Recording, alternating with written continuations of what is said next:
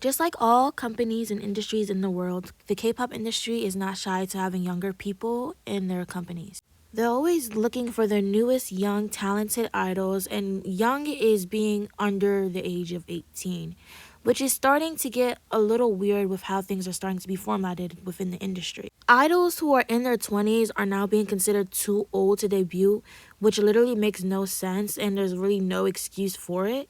These are two images of idols who are still, I think, active in the K-pop industry, and they literally look young as hell. Like, their youth is there. Like, if I never told you their ages, like, you would think that they're in their 20s. So there's nothing about looks of older people that's really the problem. It's literally something else, which also leads me into the ages of these people, because these companies are kind of getting out hand with the concepts that they're giving these younger idols.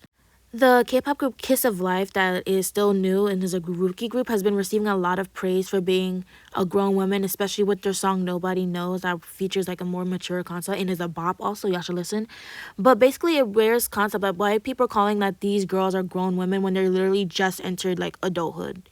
A lot of people don't understand that 18 doesn't equal like mature and known. 18 is just like the age that the countries, a lot of countries in fact, give you like all like your access to like all these different things, which that because you're still young, you're still navigating and learning about, and like you're still at the maturity of a teen, because you're just being like open to all the experiences, like you don't know yet, and people like need to understand that. It's also weird how these companies, like when they have like younger idols, how it's really quick to turn into concepts of like a more mature theme. It's like these girls are like barely even 18 yet, and like you're giving them all this stuff, and it's literally the opposite for like actual grown idols. Like you're giving them all these cutesy concepts and stuff. It like doesn't make sense.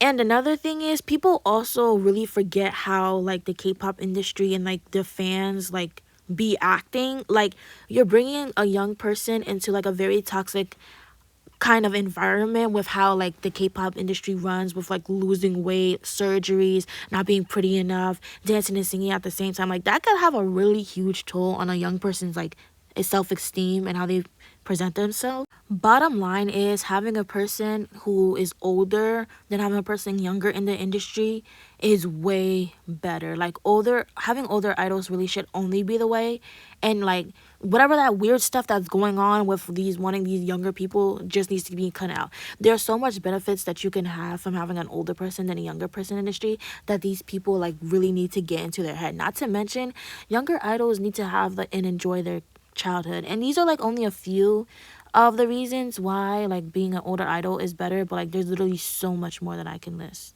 Now, I'm not completely blind to the fact that people have younger idols. Like, the group New Jean is my biggest example for that, because when you have young people, they appeal to young people, and this is why like New Jeans is extremely popular.